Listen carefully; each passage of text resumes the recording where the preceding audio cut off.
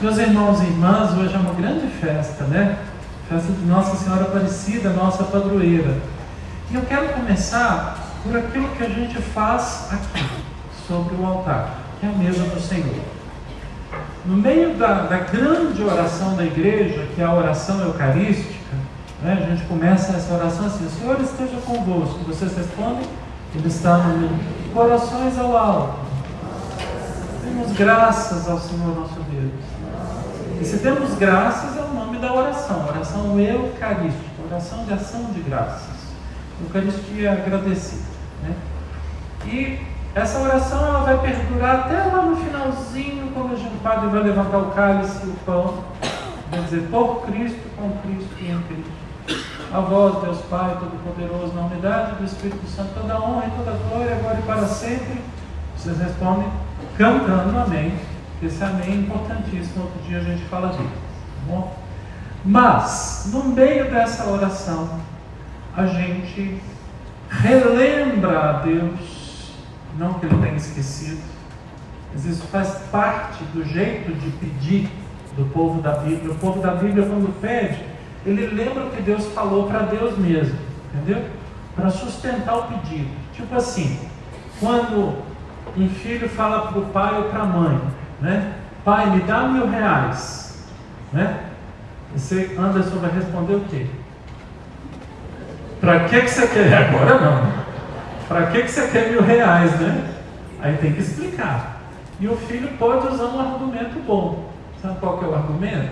Ele pode explicar assim: o Senhor me prometeu que se eu passasse de ano, o Senhor me daria R$1.000. Então o filho está lembrando ao pai que o pai tinha feito uma promessa, né? O pai tinha feito uma promessa, então o pai vai ter que cumprir a promessa, porque ela passou de ano. Vai ter que dar de um antes. Essas meninas são muito estudadas, estudiosas, né? Então, aqui funciona do mesmo jeito. Na Bíblia, quando o povo se dirige a Deus, ele lembra aquilo que Deus falou, para sustentar o pedido. E o pedido foi: mandai o vosso Espírito Santo para que as nossas ofertas se mudem no corpo e no sangue de Cristo. Foi esse o pedido, né? E o pedido então vem com uma explicação: porque na noite em que ia ser entregue, Jesus tomou o pão e disse: façam isso em memória de mim. Então nós estamos explicando para Deus o que a gente pediu. Por que a gente pede? Entenderam? Antigamente a gente chamava isso de consagração. Hoje a gente prefere dizer narrativa da instituição. Isso é uma outra discussão também. Mas no meio dessa narrativa da instituição, o padre pega o cálice. E quando ele pega o cálice, ele diz assim: tomai todos e bebei. Este é o cálice do meu sangue, o sangue da nova e eterna aliança, que será derramado por vós e por todos para a remissão dos pecados. Fazer isto em memória de mim. Essas palavras sobre o cálice têm a ver com o evangelho de hoje. Nós estamos num cenário, e o cenário é a bodas de Caná, o casamento em Caná da Galileia. Quando a gente fala de aliança na missa, a gente também está falando de bodas, as bodas do Cordeiro. O Apocalipse chama de bodas do Cordeiro, o casamento do Cordeiro. Aliança, a palavra aliança na Bíblia tem esse valor matrimonial. Então o cenário que lá está, em Caná da Galileia, é o cenário de um casamento. E nesse casamento, que durava naquele tempo mais ou menos 8 dias, o noivo tinha que dar conta da festa. E os convidados levavam presentes, etc., né? Então ficava muito feio, muito ruim, quando o noivo não dava conta da festa. Só que nessa festa de Caná, faltou o vinho. E quando falta o vinho, entra a mãe de Jesus. Eles não têm mais vinho. E Jesus dá uma resposta que parece áspera aos nossos ouvidos. E a resposta é: mulher, por que dizes isto a mim? Minha hora ainda não chegou. Não parece áspero para a gente? Imagina se eu vou virar para minha mãe e falar: mulher, não vai funcionar. No original é mais áspero ainda. Eu vou traduzir para vocês. É assim: mulher, o que existe entre mim e ti? É porque o evangelista João, ele usa tudo o que acontece nesse cenário como símbolo de uma realidade espiritual. E ele não tem determinados pudores que nós temos hoje, né? Por causa da nossa devoção à Nossa Senhora, etc. A gente cria certos pudores que, quando o Evangelho foi escrito, não existiam esses pudores. Então Maria, que intercede ali, ela é a mulher do Antigo Testamento. Ela é a mulher daquele povo que não cumpriu a aliança com Deus. Ela é a mulher daquele povo que tem por imagem um casal desobediente. Quem é o casal desobediente? Adão e Eva. Ela é a Eva. Então, mulher, o que há entre mim e ti? É áspero, né? Então, João está usando aqui as imagens das pessoas para comunicar essa outra realidade. A realidade de uma aliança que não deu certo, de um casamento que não funcionou, mas que agora Deus vai restaurar esse casamento. Maria vai até os serventes e diz a eles uma coisa muito importante que foi cantada na aclamação: fazei tudo o que ele vos disser. Aqui está o segredo da aliança: a obediência, cumprir a vontade de Deus, fazer aquilo que Deus nos propõe como caminho de vida. A aliança não dá certo quando há desobediência a Deus, quando não se escuta a palavra de Deus e se desobedece. Então quebra-se a aliança. Então a palavra de Maria para os serventes é: façam tudo o que ele vos disser. E aí os serventes fazem, eles fazem tudo. E eu acho que deve ter passado na cabeça deles algumas dúvidas, né? Tipo, gente, está faltando vinho, ele está mandando encher as talhas de água, que é as talhas onde se faz purificação dos judeus. Mas eles fizeram tudo o que Jesus mandou. Eles foram discípulos de verdade, os serventes.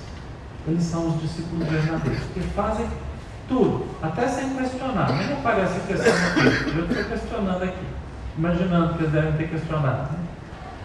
Bom, quando tira a água das 6 talhas, aqui o detalhe das talhas é importante, porque são 6 talhas de pedra. Pedra remete a gente, faz a gente lembrar aonde a lei de Deus foi escrita. A lei de Deus foi escrita na pedra, né?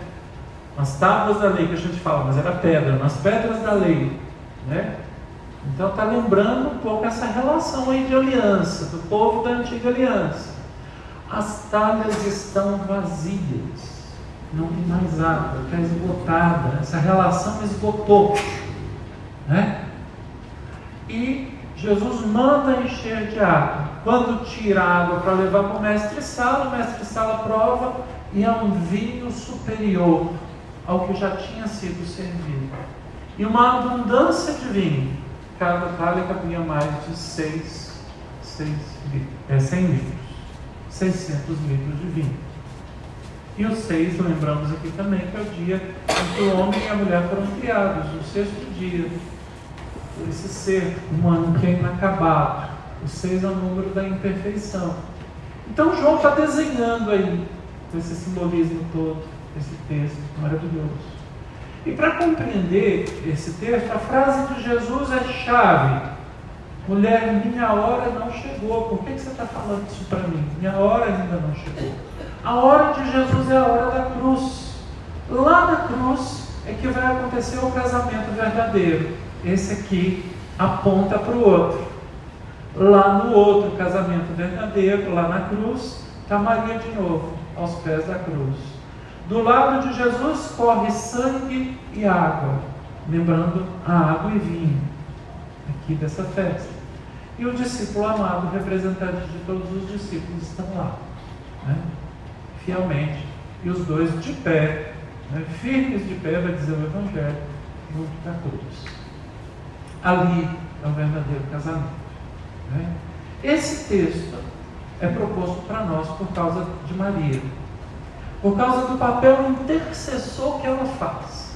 Mas a intercessão de Maria, ela brota de dentro de uma experiência religiosa muito bonita, muito autêntica do nosso povo brasileiro. Um negócio que toca a gente, né? Quando a gente vai em Aparecida do Norte, a gente encontra lá uma experiência religiosa autêntica, um povão assim. E eu acho que a coisa mais bonita, além de Nossa Senhora, é ver o povo rezar lá em Aparecida. Essa é uma das coisas mais tocantes, é ver a fé que ali está palpitando forte ali naquele santuário. E tem um sociólogo muito bacana, ele diz assim, que a religião é como um cobertor. Ele fala um dossel é um cobertor. A religião é como um cobertor sagrado que aquece as pessoas, que abraça as pessoas nos momentos difíceis, nas horas duras, nas horas complicadas da vida. A religião vem como esse cobertor para abraçar todo mundo. E aí eu me lembrei do manto, que é uma imagem que o nosso povo gosta muito, o manto de Nossa Senhora, né? A gente se sente com ela debaixo desse manto dela, né? Protegidos, amados, né? Mas Maria, ela dá um salto com a gente de qualidade. Ela nos dá a proteção, ela nos dá a intercessão, ela faz, né, esse esforço de escutar o grito da humanidade, levar até Jesus. Ela é intercessora junto a Jesus, porque junto ao Pai é Jesus o único intercessor. É bom que isso fique claro para a gente. Então, Maria, ela leva a Jesus todas as nossas questões, mas ela também intercede a nós. Qual é a intercessão que ela faz a nós? Façam tudo o que Ele vos disser. Vamos repetir essa frase? Façam tudo o que Ele vos disser. Aqui está o segredo. Porque Maria quer que a gente entre na aliança, na nova aliança, fazendo e realizando a nova aliança. E daqui a pouco nós vamos nos colocar nessa mesa do casamento de Deus com a humanidade. É essa mesa aqui. Essa mesa onde a aliança vai ser renovada. E cada um que renova a aliança aqui, nessa mesa, busca fazer a vontade de Deus, como Maria nos ensina. Então, no começo da missa, no comentário inicial, falou que ela é mãe, que ela é intercessora, que ela é advogada, né? Ela é mestra. Ela nos ensina a seguir Jesus, a seguir os passos dele, a fazer o que ele nos ensina. Eu sei que eu estou me alongando, mas eu preciso falar mais uma coisa. Tem a mulher do Apocalipse. A mulher do Apocalipse é uma imagem também de Maria. Ela é uma mulher que está grávida e vai parir, está na hora de parir. Mas antes de parir, ela enfrenta o dragão.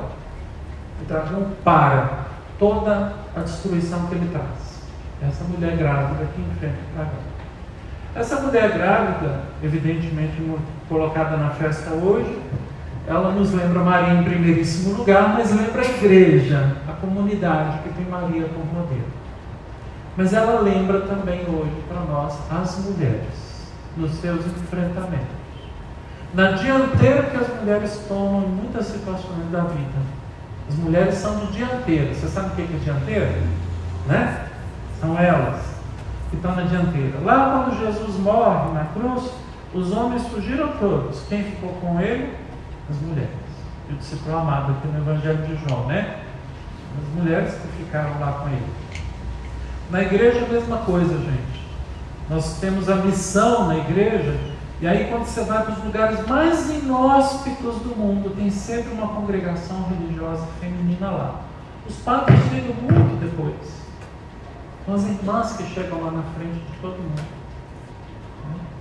Na sociedade, na cultura, as mulheres estão aí nos enfrentamentos, na frente, né? E aí vale lembrar a música do Milton Nascimento, não vale? Havia um dom, uma certa magia, uma força que nos alerta, uma mulher que merece viver e amar como outra qualquer do planeta.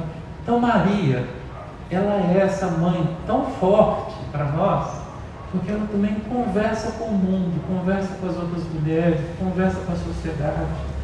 Essa festa é muito bonita também por isso, porque Nossa Senhora, ela é dos católicos, mas eu acho que não é só nossa não, ela é de todo mundo. E nela, essas mulheres todas que estão nos seus enfrentamentos, vocês, né, que se identificam aí com elas, e nós homens agradecemos, né? E precisamos aprender com vocês. Amém.